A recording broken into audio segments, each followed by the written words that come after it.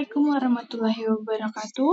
Perkenalkan, saya Nadia Titania Audelia Putri dengan NPM 23314014. Saya dari Prodi Teknik Sipil Universitas Teknokrat Indonesia. Di sini saya akan memaparkan secara singkat hasil dari review jurnal Strategi Penerapan TDM di Kawasan Krakatau, Kota Cirebon.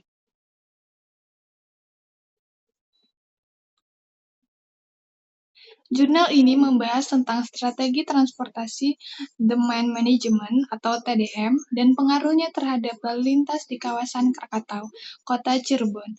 Penelitian dilakukan melalui survei dan analisis data untuk mengevaluasi efektivitas strategi TDM dan mengurangi kemacetan dan meningkatkan mobilitas berkelanjutan.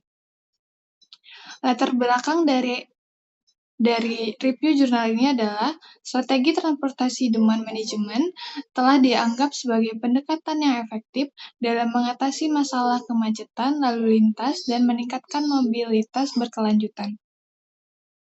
Penelitian ini bertujuan untuk mengevaluasi efektivitas strategi TDM dalam konteks kawasan Krakatau, Kota Cirebon. Dengan menganalisis data survei dan menggunakan pendekatan pemahaman yang lebih baik tentang dampak strategi TDM dalam mengurangi kemacetan lalu lintas dan meningkatkan mobilitas berkelanjutan di kawasan tersebut. Ada beberapa metode penelitian yang saya lakukan di sini, terbagi menjadi desain penelitian. Penelitian ini menggunakan pendekatan kuantitatif melalui survei untuk mengumpulkan data tentang persepsi masyarakat terhadap strategi TDM dan pengaruhnya terhadap perilaku transportasi. Survei dilakukan secara langsung di kawasan Krakatau, Kota Cirebon, dengan mengambil sampel secara acak dari penduduk yang tinggal atau bekerja di kawasan tersebut. Lalu ada instrumen pengumpulan data. Instrumen survei dirancang untuk mengumpulkan informasi tentang perjalanan, preferensi transportasi, dan tingkat kesadaran tentang strategi TDM. Pertanyaan dalam survei mencakup berbagai aspek termasuk frekuensi penggunaan transportasi, persepsi tentang kemacetan lalu lintas, dan kesiapan untuk mengadopsi alternatif transportasi berkelanjutan. Selanjutnya, analisis data. Data yang dikumpulkan akan dianalisis menggunakan teknik statik deskriptif dan inferensial. Analisis deskriptif akan digunakan untuk menggambarkan karakteristik responden dan pola perjalanan. Selain itu, analisis inferensial seperti uji dan analisis regresi digunakan untuk mengidentifikasi hubungan antara variabel independen, misalnya penggunaan transportasi umum, dan variabel dependen, misalnya tingkat kemacetan lalu lintas. Dengan menganalisis data survei, kami akan mengevaluasi efektivitas strategi TDM dalam mengurangi kemacetan lalu lintas dan meningkatkan mobilitas berkelanjutan di kawasan Krakatau, Kota Cirebon. Hasil analisis akan digunakan untuk menyusun rekomendasi kebijakan yang membantu meningkatkan implementasi strategi TDM di kawasan tersebut. Lalu hasil penelitian yang saya dapatkan ialah profil responden. Dari total 300 responden yang berpartisipasi dalam survei, mayoritas adalah penduduk tetap kawasan Krakatau, 65%, dan sisanya adalah pekerja yang bekerja di kawasan tersebut sebanyak 35%. Mayoritas responden adalah pengguna kendaraan pribadi seperti mobil atau sepeda motor. Sebagian alat transportasi utama 80%, sementara hanya sebagian kecil menggunakan transportasi umum 15%, atau transportasi berkelanjutan lainnya seperti sepeda atau jalan kaki, sebanyak 5%. Lalu persepsi tentang strategi TDM, sebagian besar responden, 75%, menyatakan kesadaran tentang adanya strategi TDM di kawasan Krakatau, tetapi hanya sebagian kecil memiliki pemahaman yang baik tentang tujuan dan manfaat dari strategi tersebut.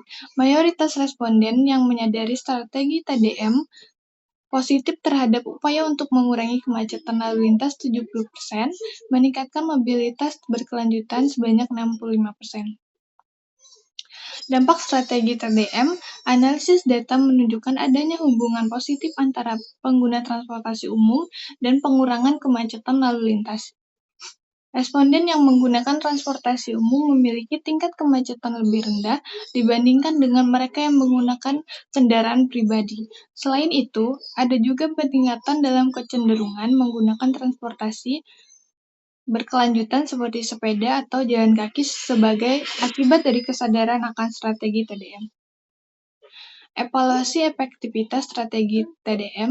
Dengan menganalisis data survei, kami akan mengevaluasi efektivitas strategi TDM dalam mengurangi kemacetan lalu lintas dan meningkatkan mobilitas berkelanjutan di kawasan Krakatau, Kota Cirebon.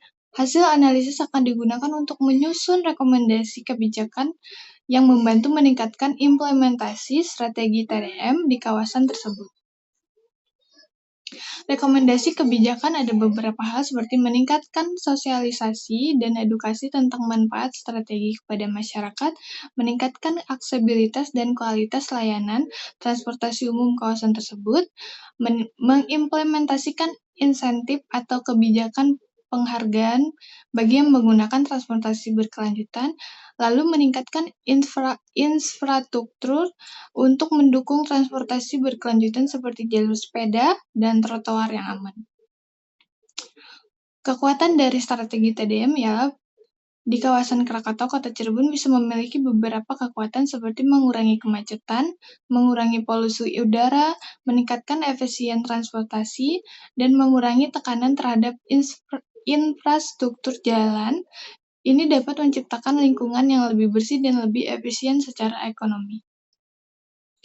Lalu ada beberapa kelemahan yang mungkin terkait dengan penerapan transportasi berkelanjutan di kawasan Krakatau, Kota Cirebon, termasuk resistensi dari masyarakat terhadap perubahan kebiasaan transportasi, biaya awal yang tinggi untuk infrastruktur atau perubahan kebijakan, dan tantangan dalam mengkoordinasikan berbagai pemangku kepentingan dan lembaga terkait. Selain itu, ada juga risiko bahwa implementasi TDM tidak memberikan hasil yang diharapkan jika tidak didukung oleh pengawasan dan penegakan hukum yang efektif terhadap kebijakan transportasi yang baru.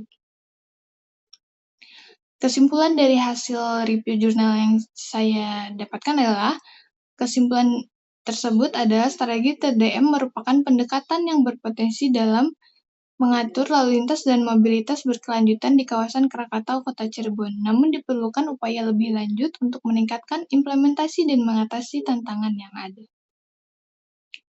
Sekian presentasi singkat dari saya. Jika ada kurangnya, mohon maaf. Terima kasih atas waktunya sudah menonton presentasi saya. Assalamualaikum warahmatullahi wabarakatuh.